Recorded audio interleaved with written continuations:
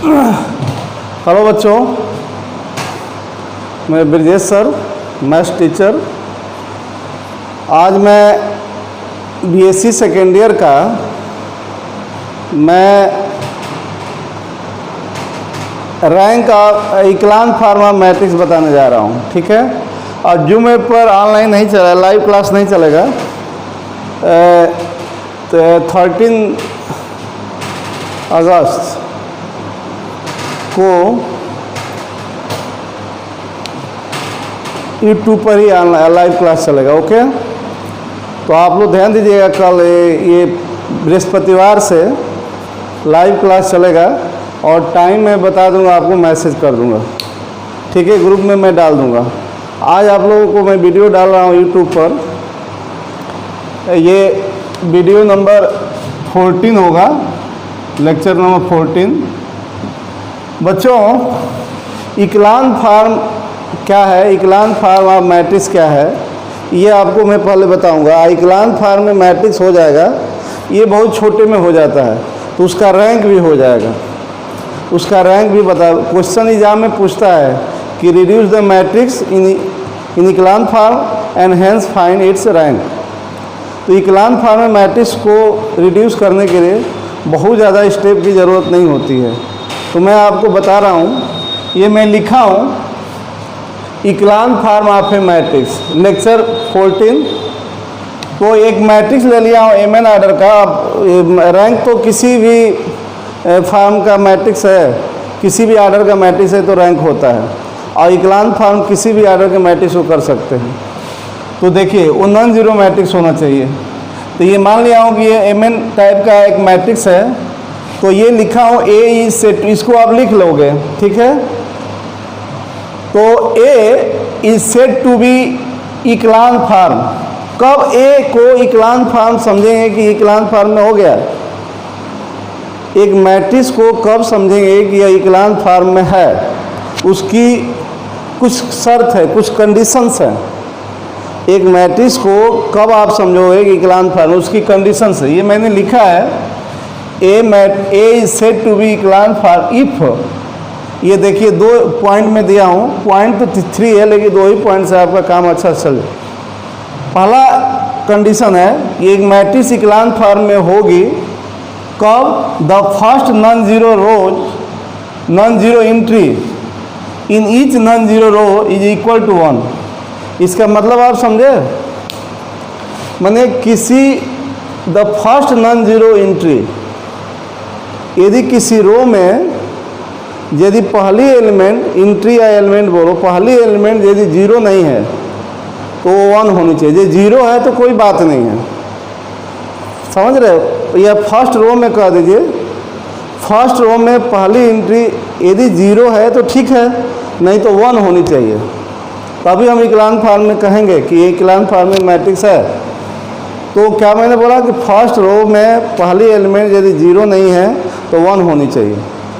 जैसे मान लो कि पहला फर्स्ट रो, फर्स्ट कॉलम में एलिमेंट जीरो है, तो दूसरा फर्स्ट रो सेकेंड कॉलम में दूसरा एलिमेंट फर्स्ट रो का वो 1 होनी चाहिए या 0 होनी चाहिए। या तब तीसरा फर्स्ट रो का तीसरा एलिमेंट 1 होनी चाहिए। मतलब जीरो यदि नहीं है तो शुरुआत 1 से होनी चाहिए। और नॉन जीरो रो का मतलब, अब एक रो कब जीरो माना जाएगा? जब उसके सारे एलिमेंट जीरो हो तब न जीरो रो माना जाएगा। जैसे मान लीजिए एक रो में 5 एलिमेंट है, मतलब 5 कॉलम होगा तो एक रो में 5 एलिमेंट होगा, तो 5 एलिमेंट सभी जीरो हो जाए तब हम उसको जीरो रो मानेंगे। समझ रहे हैं? एक भी यदि 5 एलिमेंट है एक रो में, तो उसमें एक भी यदि एक कम से कम जीरो नहीं है तो नॉन जीरो रो माना जाएगा। तो पहली एंट्री जो होनी चाहिए नॉन जीरो, मतलब जीरो के अलावा, वो 1 होनी चाहिए। दूसरी कंडीशन क्या है, मैं क्वेश्चन करूँगा ना तो आपको समझ में आ जाए। दूसरी कंडीशन क्या है? द नंबर ऑफ जीरोज में जीरो की संख्या है before the first non zero entry in a row is less than the number of such zero in next row. इसके कहने का मतलब कि फर्स्ट रो में जीरो की संख्या सेकेंड रो में जीरो की संख्या से कम होनी चाहिए। ठीक है, सेकेंड रो में जीरो की संख्या थर्ड रो में जीरो की संख्या से कम होनी चाहिए। थर्ड रो में जीरो की संख्या फोर्थ रो में जीरो की संख्या से कम होनी चाहिए, तब हम कहेंगे कि ये मैट्रिक्स विकलांग फॉर्म में है। क्या सुने हो, एक मैट्रिक्स कब विकलांग फॉर्म में बोला जाएगा? यदि फर्स्ट एलिमेंट फर्स्ट एंट्री यदि नॉन जीरो है, जीरो नहीं है, तो 1 होनी चाहिए किसी रो में, और किसी रो में सेकेंड रो में जीरो की संख्या या फर्स्ट रो में जीरो की संख्या सेकेंड रो में जीरो की संख्या से कम होनी चाहिए। सेकेंड रो में जीरो की संख्या थर्ड रो में जीरो की संख्या से कम होनी चाहिए। थर्ड रो में जीरो की संख्या फोर्थ रो में जीरो की संख्या से कम होनी चाहिए। और किसी भी रो में यदि पहली एंट्री यदि जीरो नहीं है तो 1 होनी चाहिए। समझ रहे हैं? और एक चीज़, तब आप समझेंगे कि ये मैट्रिक्स विकलांग फॉर्म में है। ओके, मैं 4-5 क्वेश्चन करूँगा तो आपको आ जाएगा, बहुत दिक्कत नहीं है। अब सुनो, तब रैंक जब विकलांग फॉर्म में हो जाएगा तो उसका रैंक कैसे बताएंगे? तुरंत रैंक बता देंगे। मैं लिखा हूँ the rank of a matrix in विकलांग फॉर्म, मतलब आप जान जाओगे, आप समझ जाओगे कि मैट्रिक्स हमारा विकलांग फॉर्म में हो गया। आपकी पहचान है, आपको मैंने 2 कंडीशन बताया, इस तरह का मैट्रिक्स दिखता है तो आपको आप समझ जाओगे कि मैट्रिक्स विकलांग फॉर्म में।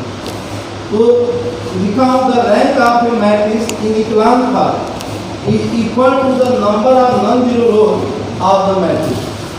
विकलांग फॉर्म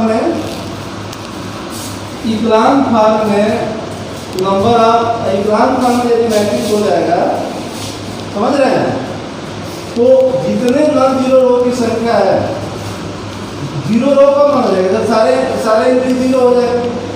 तो कैसे हम एक मैट्रिक्स को समझे विकलांग फॉर्म में है, ये मैंने आपको समझाया है। ठीक है, एक बार और मैं समझा दे रहा हूँ। एक मैट्रिक्स में मान लिया हूँ ए एमएन आर्डर का, ठीक है, तो इसको कब कहेंगे विकलांग फॉर्म में? मैंने 2 कंडीशंस मैंने लिखा है। एक मैट्रिक्स मतलब ये पहचान करना है कि मैट्रिक्स विकलांग फॉर्म में आएगी। तो क्या लिखा होगा? First non zero row non zero entry in each non zero row is equal to 1। कहने का मतलब कि किसी भी रो में यदि एंट्री फर्स्ट एंट्री यदि जीरो नहीं है तो 1 होनी चाहिए। ठीक है, मतलब जीरो के अलावा यदि शुरुआत होनी चाहिए किसी भी रो में तो 1 होनी चाहिए। समझ रहे हैं? दूसरा मैंने लिखा है कि the number of zero before the first non zero entry in a row is less than the number of such zero in next row. कहने का मतलब कि फर्स्ट रो में जीरो की संख्या सेकेंड रो में जीरो की संख्या से कम होनी चाहिए, सेकेंड रो में जीरो की संख्या थर्ड रो में जीरो की संख्या से कम होनी चाहिए। इस तरह से इंक्रीजिंग आर्डर में थर्ड रो में जीरो की संख्या फोर्थ रो में जीरो की संख्या से कम होगी, तो हम समझेंगे कि विकलांग फॉर्म में मैट्रिक्स है। और जब विकलांग फॉर्म में मैट्रिक्स हो जाएगा तो जितने नॉन जीरो रो की संख्या होगी वही, जितनी संख्या होगी नॉन जीरो रो की वही उसकी रैंक होगी। इसमें केवल रो ऑपरेशन नहीं किया जा सकता। जैसे मैं एक मैट्रिक्स लिख रहा हूँ, आप इसको समझ सकते हैं कि विकलांग फॉर्म में है। विकलांग फॉर्म में कर नहीं रहा है, मैं ऐसा लिख रहा हूँ कि विकलांग फॉर्म में है। इसको आप नोट करोगे। ओके, तो मैं आज यूट्यूब पर ही वीडियो डालूंगा और ऑनलाइन लाइव क्लास चलेगा यूट्यूब पर 13 अगस्त से। जो कि मेरे सब्सक्राइबर 1000 हो जाएगा, उसको अनलिमिटेड बच्चे पढ़ सकते हैं और कितनाओं घंटे पढ़ सकते हैं। जूम ऐप पर 40 मिनट भी पढ़ सकते हैं। यूट्यूब पर लाइव क्लास कितनाओं घंटा पढ़ सकते हैं। मैं चाहूँगा 2 घंटे क्लास 2 घंटा पढ़ सकते हैं और कितनाओं बच्चे पढ़ सकते हैं। इसलिए मैं लाइव क्लास यूट्यूब पर ही दूँगा। ओके, अब आज सब्सक्राइबर 982-83 हो गए हैं, तो कुछ ही अभी बाकी है। तो मैं कल भर का समय लेता हूँ और जो है 13 अगस्त से चलेगा। देखिए मैं एक एग्जाम्पल लिख रहा हूँ, आप इसको समझ जाओगे कि विकलांग फॉर्म में है कि। एक मैट्रिक्स लिख रहा हूँ,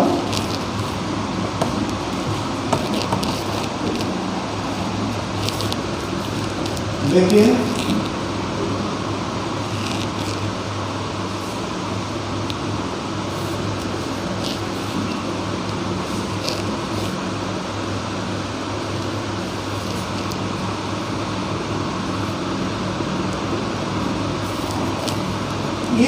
मैट्रिक्स मैंने लिखा है 4 का लिखा है, मैं 5 का भी लिख सकता हूँ। एक और कॉलम बढ़ा दूँ, कोई बात नहीं।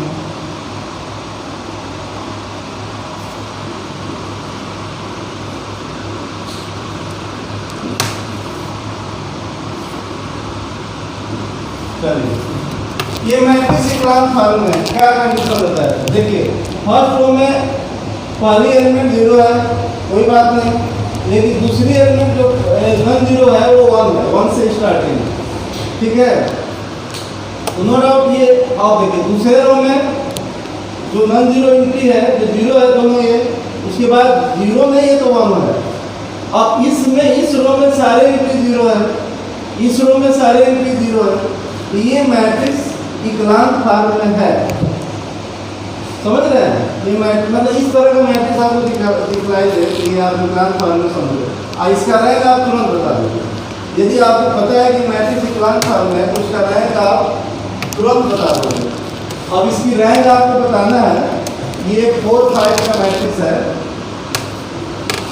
इसकी रैंक नहीं बोले कि किसी इक्लान फॉर्म में यदि मैट्रिक्स है तो नॉन जीरो रो की संख्या ही उसकी रो होती है। इसमें ये कितने नॉन जीरो रो है? ये है नॉन जीरो रो, इसमें सारे एंट्री 0 नहीं है तो ये नॉन जीरो रो है, ये भी सारे एंट्री 0 नहीं है तो ये नॉन जीरो रो है, ये नॉन जीरो रो है, ये में सारे एंट्री 0 है, सारे एंट्री 0 है तो 0 रो है। तो कितने नॉन जीरो रो है? 1 और 2। इस मैट्रिक्स का रैंक 2 होगा। आप इसको नॉर्मल फॉर्म से भी करोगे तो इसका रैंक 2 ही आएगा। तो एग्जाम में पूछता है कि इस मैट्रिक्स को इक्लान फॉर्म में रिड्यूस करो और रैंक बताओ। इस मैट्रिक्स का रैंक 2 हुआ क्योंकि मैट्रिक्स इक्लान फॉर्म है। अब कुछ क्वेश्चन मैं लिख रहा हूँ और इसको आप समझेंगे तो और बेटर है। आज मैं बता रहा हूँ इक्लान फॉर्म में मैट्रिक्स को कैसे रिड्यूस करते हैं और उसका रैंक जब इक्लान फॉर्म में हो जाएगा तो रैंक तो तुरंत हो जाएगा। ठीक है बच्चों, तो मैं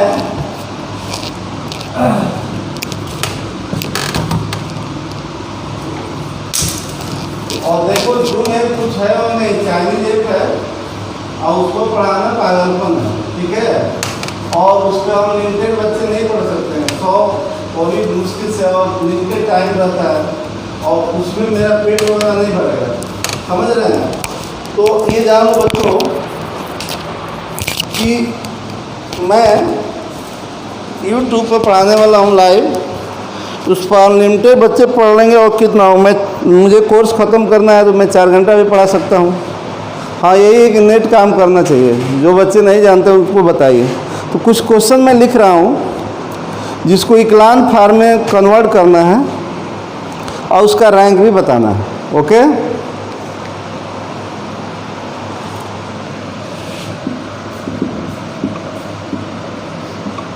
क्वेश्चन आप मेरे साथ लिख सकते हो।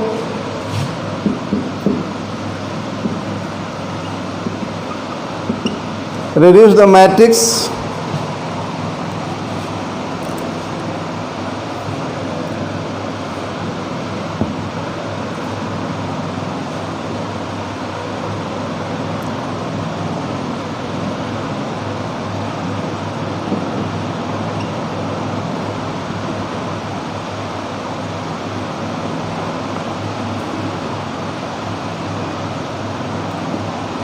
जो आपने क्वेश्चन इक्लान नॉर्मल फॉर्म में कन्वर्ट करके किए हो वो आप उसको इक्लान फॉर्म में भी कह सकते हो। रैंक में चेंजिंग थोड़े होगी, रैंक तो किसी भी मैट्रिक्स का फिक्स है। रिड्यूस द मैट्रिक्स इतना इनटू इक्लान फॉर्म,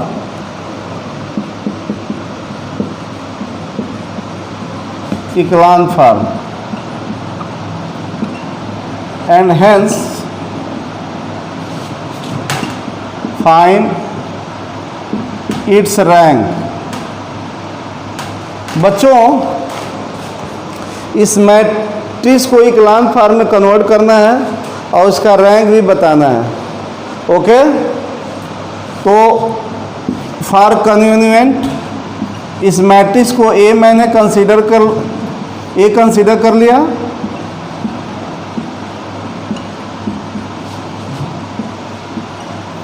अब इस मैट्रिक्स का रैंक 3 से ग्रेटर नहीं हो सकता है। क्योंकि 3 4 टाइप का है, तो इस मैट्रिक्स का रैंक 3 से ग्रेटर नहीं होगा, 3 या 3 से लेस ही होगा। मतलब इसका रैंक 3 हो सकता है, 2 हो सकता है, 1 भी हो सकता है। चलिए इक्लान फॉर्म में कन्वर्ट, रो ऑपरेशन ही करते हैं। अब यहाँ तो बच्चों फर्स्ट एंट्री है यहाँ पे, तो ये 1 है, कोई बात ठीक है। 0 नहीं है तो 1 होनी चाहिए, तो है, पहला रो का तो काम खत्म हो गया। अब ये यहाँ भी जो नॉर्मल फॉर्म वाला है ना, थोड़ा काम करता है। यहाँ रो ही ऑपरेशन करना है, कॉलम ऑपरेशन नहीं करना है। नॉर्मल फॉर्म बदलने के लिए कॉलम और रो दोनों ऑपरेशन कर सकते हैं, और नॉर्मल फॉर्म में बदलने के लिए जो कंडीशन बताया है वो आप लोग ध्यान दीजिएगा। तो ये जब ये 1 है, बढ़िया है, जो हमारा शर्त है वो है, ठीक है। ये 0 कर लो फटाक से, क्योंकि इसमें तो ये क्लियर है कि सेकेंड रो में 0 की संख्या फर्स्ट रो में 0 की संख्या से ज़्यादा होनी चाहिए, या ये कहिए कि फर्स्ट रो में 0 की संख्या सेकेंड रो में 0 की संख्या से कम होनी चाहिए। उसी तरह से थर्ड रो में 0 की संख्या थर्ड रो में 0 की संख्या से कम होनी चाहिए। तो ये आप 0 दोनों कर लो, ठीक है। ये 1 यदि 0 नहीं है तो यहाँ 1 जरूर करना, इसमें भी इक्लान फॉर्म में भी, इक्लान फॉर्म में भी यदि यहाँ 0 नहीं है तो 1 जरूर करना। इसके बाद ये दोनों 0 करना, ये रो से ही हो जाएगा, इसमें रो ऑपरेशन ही अप्लाई करना, ठीक है। तो R2 में 2R1 माइनस कर देंगे, वही दिमाग लगाना पड़ेगा थोड़ा सा। और R3 में भी कुछ करना पड़ेगा, R1 ही माइनस करें, 1 है यहाँ, 1 है, ये 1, तो ये इक्विवेलेंट ही मैट्रिक्स लिखेंगे भाई, इक्विवेलेंट है। रो ऑपरेशन कर रहे हो तो जो न्यू मैट्रिक्स मिलेगा इक्विवेलेंट, इक्वल का साइन नहीं देंगे। फर्स्ट रो में कोई चेंजिंग नहीं है, आप 2 से मल्टीप्लाई करके मैंने बोला है, ये R1 में 2 से 2 into 1 2, 2 minus 2 0, 2 multiply by 2 4, 4 minus 4 0, 3 into 2 6 0, तो ये 0, यहाँ पे आप 0 0 0, 3 माइनस 3, 2 माइनस 2, 1 माइनस 1 और 2 माइनस 1 1। अब बच्चों ये तो ठीक है, पहली एंट्री आपका 0 नहीं है तो 1 है, ठीक है। यहाँ पर सारी एंट्री 0 हो गई, यहाँ पर भी पहली एंट्री आपका ये 0 है, ये 1 है। अब एक और शर्त है ना कि सेकेंड रो में 0 की संख्या थर्ड रो में 0 की संख्या से कम होनी चाहिए। अब सेकेंड रो में 0 की संख्या 4 है, थर्ड रो में 0 की संख्या 3 है, तो ये इक्लान फॉर्म में अभी नहीं है, तो आप क्यों नहीं रो ऑपरेशन ही करना है, R1 R2 को इंटरचेंज कर दें, क्यों नहीं R1 R2 को इंटरचेंज कर दें, ताकि सेकेंड रो में 0 की संख्या थर्ड रो में 0 की संख्या से कम हो जाए। आप पहली एंट्री 1 भी दिख रहा है, तो ये ज़्यादा स्टेप में नहीं होता है। क्या करें, R2 और R3 को इंटरचेंज क्यों नहीं कर देंगे, क्योंकि सेकेंड रो में 0 की संख्या थर्ड रो में 0 की संख्या से कम होनी चाहिए। आइए इक्लान फॉर्म में अभी नहीं है, तो क्या करेंगे, R2 R3 को इंटरचेंज कर, ये ठीक है, इसमें नॉन जीरो एंट्री है तो 1 है, ठीक है, ये 1 आइए 0। अब देखो ये इक्लान फॉर्म में हो गया है, अब कुछ करेंगे नहीं। अब ये देखो फर्स्ट रो में नॉन जीरो एंट्री है तो 1 होनी चाहिए, वो है। अब सेकेंड रो में नॉन जीरो एंट्री है, यहाँ पे 1 है, ये है, और ये आपका सारा एलिमेंट 0 है, तो यहाँ 1 लाने का नहीं सोचेंगे। और ये भी शर्त फॉलो हो गया कि फर्स्ट रो में सेकेंड रो में 0 की संख्या, फर्स्ट रो में 0 की संख्या सेकेंड रो में 0 की संख्या से कम है, एक भी नहीं। सेकेंड रो में 0 की संख्या थर्ड रो में 0 की संख्या से कम है, तो ये इक्लान फॉर्म में है। इट इज इक्लान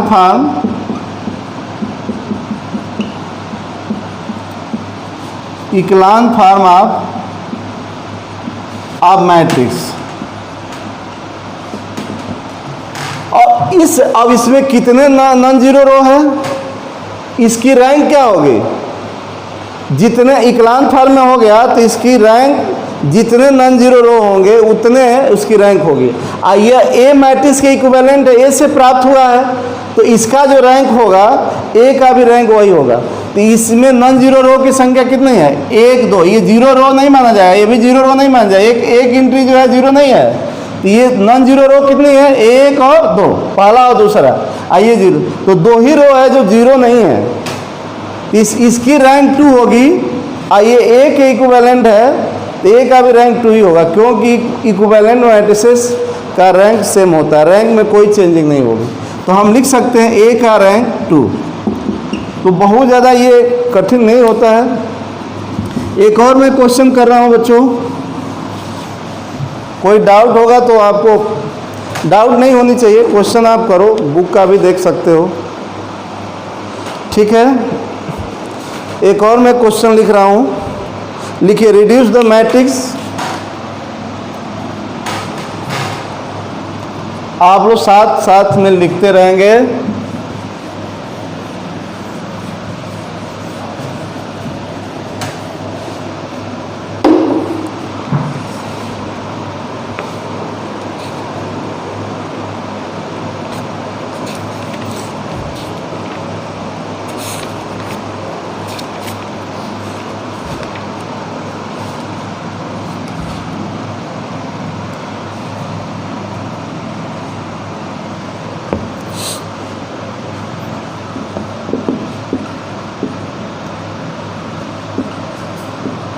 मेरे साथ लिखते रहे, रिड्यूस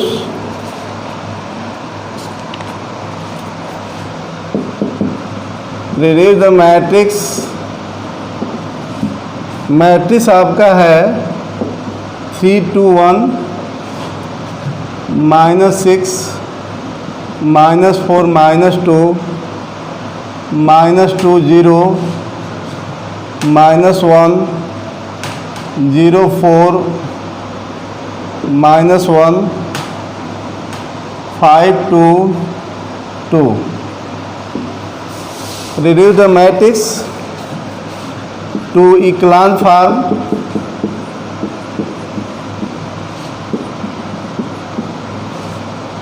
and hence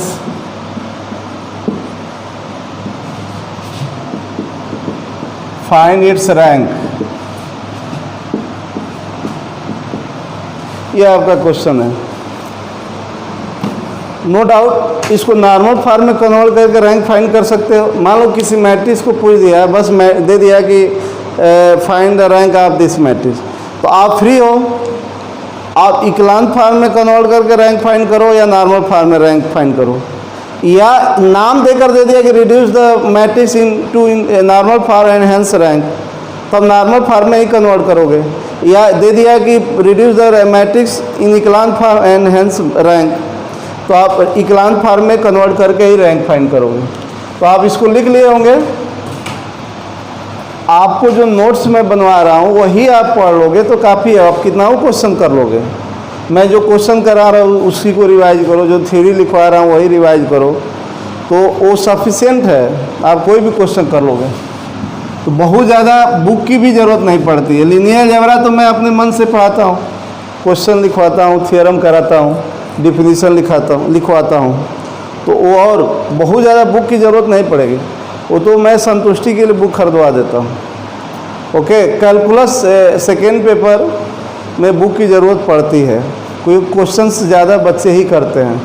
वो डिफरेंशियल इक्वेशन है, वेरी इजी, उसको आप इंटीग्रल वगैरह ठीक करो, इंटीग्रल इंटरमीडिएट वाला ठीक करो, डिफरेंशियल इक्वेशन अच्छा से हो जाएगा। तो चलिए मैं इसको इक्लान फॉर्म में रिड्यूस कर रहा हूँ और इसको ए कंसीडर कर ले। ओके, अब आपको मैंने यहाँ रो ही ऑपरेशन करना, ये ध्यान देना, कॉलम ऑपरेशन नहीं करना। तो आपको ये बताए किसी भी रो में पहली एंट्री 0 नहीं है, ठीक है। अब फर्स्ट रो को पहले संभालो, यहाँ पर पहली एंट्री नॉन जीरो है तो 3 है, 1 होनी चाहिए, तो क्यों ना हम R1 और R3 को इंटरचेंज कर दें ताकि वो 1 हो जाए। पहली एंट्री पहली रो में 1 होनी चाहिए, या तो 0 हो या शुरुआत हो तो 1 से हो, तो क्यों ना हम R1 और R3 को इंटरचेंज कर लें कि पहली एंट्री 1 होनी चाहिए। पहले फर्स्ट रो को संभालो, फर्स्ट रो को ठीक करना ज़रूरी है। फर्स्ट रो हो जाएगा ठीक तो आप आगे इजीली कर लोगे। दिख रहा होगा कि नहीं? अब R2 तो ज्यों का त्यों लिख देना है। अब यहाँ 3 -6 -2 0। अब बच्चों फर्स्ट एंट्री नॉन जीरो है, नॉन जीरो मतलब 1 है, जीरो नहीं है तो नॉन जीरो बोलेंगे। 1 है, आपको लिखवाया भी गया है इक्लान फॉर्म में कन्वर्ट करने के लिए किसी भी रो में पहली एंट्री यदि जीरो नहीं है तो 1 होनी चाहिए। यदि जीरो रहता तो कोई बात नहीं, ये जीरो रहता तो हम यहाँ 1 सोचते। मान लो ये भी जीरो हो गया तो यहाँ हम 1 सोचते। शुरुआत 1 से होनी चाहिए यदि जीरो नहीं है तो। अब यहाँ 1 है तो हम यहाँ जीरो लाने की कोशिश भी नहीं करेंगे। अब ये 1 करने के बाद इसको तो तत्काल आप जीरो कर दो। इक्लान फॉर्म में भी करना है तो इसको तुरंत आप जीरो रो से ही हो जाएगा। तो आप क्या करना चाहोगे, R2 में अब 2 है तो 2 ही 1 में 2 से मल्टीप्लाई करोगे तो 2 हो जाएगा, तो 2 ही R1 माइनस करोगे, ये दोनों एक साथ हो जाएगा। R3 ये दोनों को जीरो करना है। R3 में 3R1, तो इस तरह से ये रिड्यूस हो गया। क्या R1 में कोई चेंजिंग नहीं है, R1 धड़ल्ले से लिख लो, 2 से मल्टीप्लाई करके माइनस करना है तो 2 × 1 2, 2 - 2 0, 2 से मल्टीप्लाई करोगे तो -4 माइनस करोगे तो +4 हो जाएगा, -4 और +4 0 हो गया। 2 से मल्टीप्लाई करेंगे तो -2 हुआ और माइनस करना है तो +2 हो जाएगा। 2 से मल्टीप्लाई करेंगे तो -2 माइनस करना है तो +2 8 होगा, मतलब 6 हो गया। 4 2 × 2 4 और 2 - 4 -2 होगा। ये 0 3 से मल्टीप्लाई करना है और 3 से मल्टीप्लाई -6 माइनस करोगे मतलब +6 आपका, तो -6 + 6 0, +3 प्लस करना है 1 होगा, यह आपका +3 हो जाएगा। 6 5 - 6 -1। अब देखो ये तो R1 तो ठीक है, पहला एंट्री 1 है, यह आपका 0। अब ये सवाल उठता है ये दोनों एंट्री 0 है, पहले R2 को अब संभालो। ये दोनों एंट्री 0 है, देखो पहले फर्स्ट रो को आप ठीक करो। यदि पहली एंट्री 0 है तो कोई बात नहीं, तो शुरुआत 1 से वो पहले ठीक करो। तो यहाँ यदि 0 नहीं है तो 1 तुरंत करो, कहीं से रो ऑपरेशन करके करो। उसके बाद ये 1 हो जाता है तो ये 0 कर दो। उसके बाद क्या बनता है उसको सोचते छोड़ दो, जो टारगेट है करते रहो। अब ये दूसरे रो के बारे में सोचो, यहाँ 0 है, यहाँ 0 है, ठीक है। अब ये पहली एंट्री 2 है, मैं 0 के अलावा 2 से शुरुआत है 0, ये 1 करो, ये 1 करो। तो 1 करने के लिए आप रो में ही ऑपरेशन कर, क्या ये इसमें हम 2 से डिवाइड कर दें तो 2 1 हो जाएगा। आपका नॉन जीरो एंट्री मतलब शुरुआत 0 के अलावा है तो 1 से हो जाएगा। तो क्यों नहीं हम यहाँ से लिख दे रहे हैं, क्या R2 में हम ऑपरेशन करने जा रहे हैं 1/2 से मल्टीप्लाई करने जा रहे हैं, तो ये रिड्यूस हो जाएगा। R1 में कोई चेंजिंग नहीं है, ज्यों का त्यों 0 0 1 हो गया, यहाँ 3 हो गया, यहाँ -1 हो गया, 0 0 1 3 -1। अब बच्चों एक सवाल उठता है, फर्स्ट रो ठीक है, पहली एंट्री 1 है, 0 नहीं है, तो ध्यान दीजिएगा हमारी बात को, बार बार वीडियो को देखिए। एक बार में समझ में नहीं आता है तो बार बार देखो। हो सकता है किसी बच्चे को एक बार पहली बार में समझ नहीं आया, यूट्यूब पे है तो आप बार बार देखिए, पूरा वीडियो देखिए। समझ रहे हैं क्या मैंने बोला? देखो पहला एंट्री फर्स्ट रो में 1 है, 0 नहीं है, तो ठीक है। अब देखो इसमें सेकेंड रो में ये 0 है, ये 0 है, लेकिन शुरुआत 1 से करना था, 1 कर दिया, ये ठीक हो गया, सेकेंड रो ठीक हो गया। अब ये आप लोग सोच रहे हो कि थर्ड रो में ये 0 है, शुरुआत 1 से है, तो ये ठीक हो गया। नहीं, ये ठीक नहीं है। अभी सेकेंड रो में 0 की संख्या थर्ड रो में 0 की संख्या से कम होनी चाहिए, जबकि बराबर है, तो ये अभी इक्लान फॉर्म में नहीं है। क्या सुने हैं? सेकेंड रो में 0 की संख्या थर्ड रो में 0 की संख्या से कम होनी चाहिए, जबकि यहाँ बराबर है। तो ये 0 कर दो भाई, ये 1 है, ये घटा, ये माइनस कर दो तो 0 हो जाएगा। तो कम से कम इसमें 3 0 तब होना चाहिए, इसमें 2 0 है 2 जीरो है R2 में, इसमें 3 जीरो कम से कम होना चाहिए। 3 से ज़्यादा होगा तो कोई बात नहीं है, मतलब सेकेंड रो में जीरो की संख्या थर्ड रो में जीरो की संख्या से कम ही होनी चाहिए, एक ही कम होनी चाहिए। इसमें 2 है, इसमें भी 2 है, ये कम से कम जीरो होना चाहिए। तो ये आप माइनस कर दोगे R3 में और वही ऑपरेशन करोगे, कॉलम ऑपरेशन नहीं करोगे। और नॉर्मल फॉर्म में ये जीरो करना पड़ता था तो ये 1 थोड़ा ज़्यादा प्रोसेस हो जाता था। R3 में R2 माइनस कर दीजिए बस। तो ये यही क्वेश्चन नॉर्मल फॉर्म में करोगे बालक तो थोड़ा बड़ा होता है, बड़ा होगा। देखिए अब जीरो में से जीरो माइनस करो, जीरो ही होगा। ये 1 में से 1 माइनस करोगे जीरो, 3 में से 3 माइनस करोगे जीरो, अब -1 में -1 माइनस करोगे तो जीरो ही होगा। अब देखो ये इक्लान फॉर्म में हो गया, अब कुछ नहीं करना है। अब ये सोच रहे हैं कि यहाँ क्या करें, ये नॉर्मल फॉर्म में सोचा जाता है। ये इक्लान फॉर्म में हो गया, क्यों हो गया है? फर्स्ट रो में नॉन जीरो इंटू ये तो 1 है, ठीक है, ठीक है। ये जीरो आपका है, ये शुरुआत 1 से है, ठीक है। सेकेंड रो में थर्ड रो में जीरो की संख्या सारे एलिमेंट जीरो हो गए तो यहाँ 1 सोचेंगे नहीं, ये भी हो गया। अब फर्स्ट रो में जीरो की संख्या सेकेंड रो में जीरो की संख्या से कम है, सेकेंड रो में जीरो की संख्या थर्ड रो में जीरो की संख्या से कम है। इसमें 2 ही जीरो है, इसमें 5 जीरो है, या कम से कम 3 होना चाहिए था, तो 3 करने के चक्कर में 5 जीरो हो गया। तो ये इक्लान फॉर्म में है। इसका जो रैंक होगा, इसकी रैंक कितने नॉन जीरो रो है, कितने नॉन जीरो रो है? तो 2 है। ये जीरो रो नहीं माना जाएगा, ये जीरो रो नहीं है, सारे एंट्री जीरो होगी तब ना जीरो रो होगा। तो नॉन जीरो रो ये और ये है, इसकी रैंक 2 होगी, ये तो जीरो रो है, इस मैट्रिक्स की रैंक 2 होगी। यह एक इक्विवेलेंट है। देखिए इसका रैंक होगा जो इसका भी वही होगा, इसका भी वही होगा, इसका भी वही होगा, इसका भी होगा। ये 5 फॉर्म स्टेप में हुआ है, 4 स्टेप में, चारों का रैंक सेम होगा, रैंक नहीं बदलेगा इक्विवेलेंट मैट्रिसेस का। इसकी रैंक 2 यहाँ लिख देंगे, it is echelon form of, it is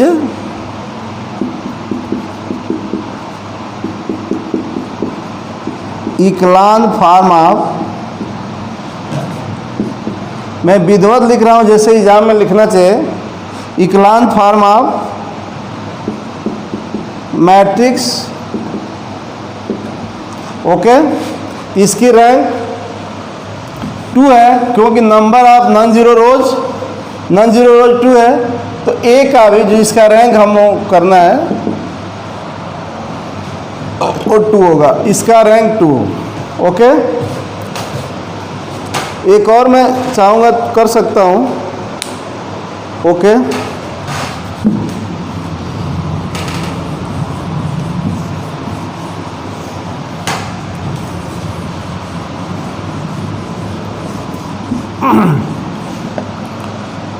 लिखे आप लोग, रिड्यूस द मैट्रिक्स, आपका बुक का ही मैं क्वेश्चन कर रहा हूँ।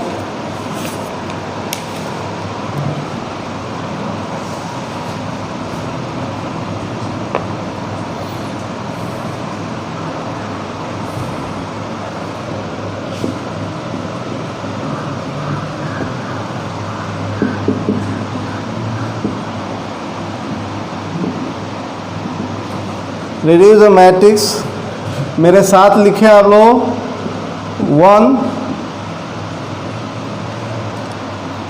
2 3 0 2 4 3 2 3 2 1 3 6 8 7 5। ये 4 4 का मैट्रिक्स है। Reduce the matrix this much into echelon form,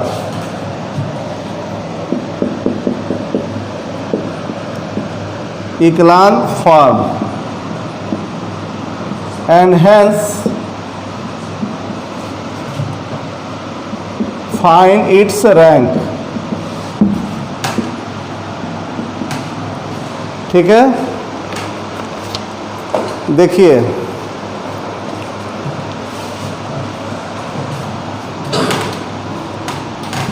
आप लोग लिख लिए होंगे।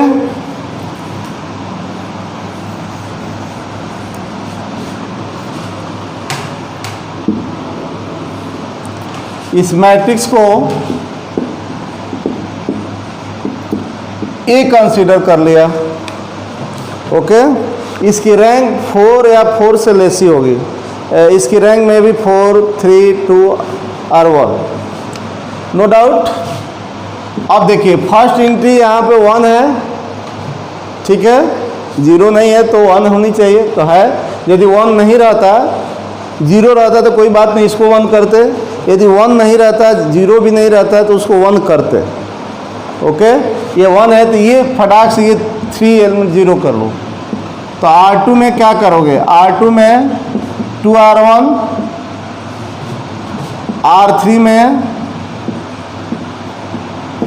3R1 एंड R4 में 6R1 माइनस करोगे तो ये इक्विवेलेंट मैट्रिक्स हम लोगों का मिल जाएगा। R1 को लिख दे, R1 तो ठीक है, ये 0 इसी को तो टारगेट बनाएगा। अब यहाँ देखो 2 से मल्टीप्लाई करके माइनस करोगे तो ये आपका 0, यहाँ देखते रहिए 3 में 2 से मल्टीप्लाई करेंगे तो 6, तो 3 माइनस 6 माइनस 3। यहाँ 0 में 2 से मल्टीप्लाई करो तो 0 ही माइनस होगा, 2 माइनस 0 0। इसमें 3 से मल्टीप्लाई करना तो ये तो 0 हो गया है। 3 इंटू 2 6, 2 माइनस 6 माइनस 4, 3 इंटू 3 9, तो 1 माइनस 9 माइनस 8, 0 इंटू 3 0, 3 माइनस 0 3 ही होगा। इसमें 6 से मल्टीप्लाई करना है, ये 0 हो गया। 6 into 2 12, 8 minus 12 minus 4, 6 into 3 18, 7 minus 18 minus 11, और 0 इंटू 6 0, तो 5 माइनस 0 5। अब ये फर्स्ट रो तो हो गया है, फर्स्ट रो तो हो गया है। अब ये देखो ये आपका 0 है, कोई बात नहीं है। यहाँ ये नॉन ज़ीरो एंट्री है तो ये 0 कर दो, ये नहीं, ये 0 कह रहा हूँ, ये 1 कर दो। तो 1 कैसे होगा?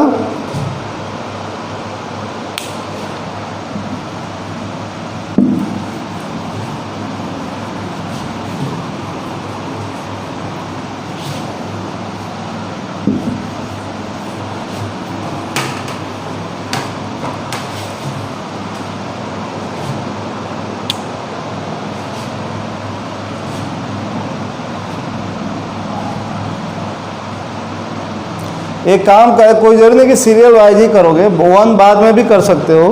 ये 0 हो जाएगा, ये 0 हो जाएगा, 9 तो 8 कर दिया जाए, ठीक है। ये कोई 1 कर दिया जाएगा, वो इक्लान फॉर्म से ये 0 हो जाए, क्योंकि 0 की संख्या इसमें ज़्यादा भी होनी चाहिए। इसमें 2 है तो इसमें कम से कम 3 होनी चाहिए, इसमें 4 होनी चाहिए। ये 0 कर दिया जाए, इसको हम कर देंगे 1, बाद में भी कर लेंगे। R3 में क्या, R3 में R4 में, या ऐसे भी कर सकते हो। R3 में क्या होगा, R4 माइनस कर लो ताकि ये 0 हो जाए। 1 2 3 0, इसके बाद वाला ये स्टेप है 0 0 माइनस 3 2, हाँ 0 प्लस 0 0 ही होगा। R3 में R4 माइनस करना है तो ये 0 हो जाएगा। क्या करोगे, -8 प्लस ये L3 हो जाएगा, और ये क्या करना है 3 माइनस 5,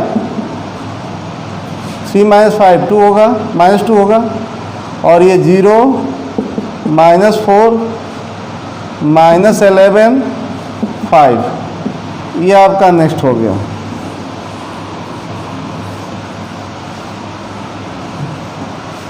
ओके, इसमें 0 की संख्या ज़्यादा होनी चाहिए तो ये 0 कर लो, ये 0 कर सकते हो। ये इसमें 0 की संख्या R2 से ज़्यादा होती है, ये 0 हो जाएगा, ये भी 0 हो जाएगा। तो R3 में 9 हो तो R2 ऐड करो। आपको टारगेट याद होना चाहिए कि इक्लान फॉर्म में कब हम समझेंगे कि हो गया। R3 में R2 ऐड कर दो, ये थोड़ा सा बड़ा होगा, 0 0 -3 2 0, ये 0 + 0 0 ही होगा, 0 + 0 होगा, ये -3 + 3 0 होगा, ये 2 - 2 जोड़ोगे ऐड करोगे तो 0 ही होगा। ये 0 -4 -11 इक्लांत फार्मा अभी हुआ नहीं है, इसको तो इंटरचेंज कर दो, इसको इंटरचेंज कर दो। आप इसको ऊपर 0 नहीं हो रहा है तो ऊपर खसका दो, ऊपर खसका दो। क्या, कैसे? आप लिखना कोई ज़रूरी नहीं है, ऐसे हम लिख दे रहे हैं, ना हो तो इसको R1 R2 की जगह पर कर दो, या इसको चलो ये 0 पूरा हो गया तो ये सबसे नीचे कर दो, R4 सबसे ज़्यादा 0 इसमें है तो ये R4 में होनी चाहिए, ना हो तो R3 R4 को इंटरचेंज कर लो। मैं तो स्टेप बढ़ा रहा हूँ कि आपको समझ में आ जाए, नहीं तो मैं कम ही स्टेप में कर सकता था। ओके, 0 0 -3 2, ये 0 -4 -11 5, ये 0 0, ये काम हो गया, 4th रो का काम हो गया, इसमें कुछ अब करना नहीं है। अब देखो ये आपका, इसमें 0 एक ही है, इसमें 2, इसको इंटरचेंज कर सकते हो, इसको इंटरचेंज कर सकते हो, ना हो तो R2 R3 को इंटरचेंज कर दो, ताकि सेकेंड रो में 0 की संख्या कम हो जाए थर्ड रो में 0 की संख्या से। 1 2 3 0, ये 0 -4 -11 5, 0 0 -3 2, ये 0, इसको भी हम इक्लांत फार्म कर सकते हैं, कह सकते हैं। देखिए पहली इंट्री 1 है, इसमें 0 की संख्या सेकेंड रो में 0 की संख्या थर्ड रो में 0 की संख्या से कम है, सेकेंड रो में 0 की संख्या फोर्थ रो में थर्ड रो में 0 की संख्या फोर्थ रो में 0 की संख्या से कम है। सुने हो, पहली इंट्री 1 है, नहीं तो 0 होनी चाहिए। ठीक है, पहला रो। दूसरा रो, इसमें 0 एक ही है, इसमें 0 2 है, मैं सेकेंड रो में 0 की संख्या थर्ड रो में 0 की संख्या से कम है। अब देखो इसमें 0 2 है, इसमें 4 है, तो थर्ड रो में 0 की संख्या फोर्थ रो में 0 की संख्या से कम ही है, फोर्थ रो में 0 की संख्या से कम है थर्ड रो में। अब बताओ, ये हो गया। हम यहाँ 1 करना चाहें तो 1 हो ही जाएगा, नहीं भी कहो तो ये इक्लांत फॉर्म में लिख सकते हो। इक्लांत फॉर्म में हम न हो तो -4 से डिवाइड कर दें, ये -3 से डिवाइड कर दें, ये 1 हो जाएगा, क्या दिक्कत है? ये भी इक्लांत फॉर्म में कह सकते हो। ठीक है, ये भी इक्लांत फॉर्म में कह सकते हो। देखो सेकेंड रो में 0 की संख्या थर्ड रो में 0 की संख्या से कम है, थर्ड रो में 0 की संख्या फोर्थ रो में 0 की संख्या से कम है। आइए 1 इंट्री है, ये 0 नहीं है तो ठीक है। अब ये इक्लांत फॉर्म में कह सकते हो। हम यहाँ 1 करना चाहें तो कर दे रहा हूँ। देखिए R2 में -4 से डिवाइड कर देंगे, और यहाँ 1 होनी चाहिए ना, R3 में -3 से डिवाइड कर दें, 1 हो जाएगा। देख लीजिए तो 1 2 3 0, ये क्या हो गया 0, ये आपका क्या रिड्यूस, ये इतना पर भी आप छोड़ सकते हो बच्चों। 0 ये 1 हो गया, यही होगा कि 11/4 हो जाएगा, कोई बात नहीं, -5/4 हो जाएगा। पहली इंटी 0 1 कर दिए, 0 0, ये आपका कितना 1 हो जाएगा, ये -2/3 हो जाएगा, कोई फर्क नहीं। ये भी कर सकते हो, ये इक्लांत फॉर्म कर सकते हो, या ये भी इक्लांत फॉर्म में माना जाएगा, क्योंकि ये हो जाए। ठीक है, अब इसकी रैंक 3 होगा। It is a echelon form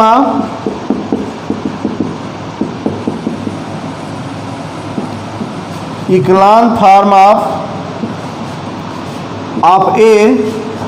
अब एक इसका रैंक कितने नॉन जीरो रो है, ये 0 रो नहीं है, ये 0 रो नहीं है, ये 0 रो नहीं है, तो 1 2 3 ये नॉन जीरो रो है, मैं 0 रो नहीं है, ये 0 रो है, तो रो नॉन जीरो रो की संख्या 3 है, तो ए का रैंक 3 होगा, क्योंकि इसका रैंक 3 होगा, ये ए के इक्विवेलेंट है। तो मैं जो भी क्लास ले रहा हूँ वो 1 घंटा का लगभग हो जा रहा है, आप 45 मिनट मैं इसमें पढ़ा रहा हूँ, तो 1 घंटा के बराबर, 1 घंटा से ऊपर ही लगता। ठीक है, तो आप लोग ध्यान दीजिएगा, इसको बार बार देखिए और सब्सक्राइब करो, अपने मित्रों से कराओ और लाइक करो। ओके, धन्यवाद।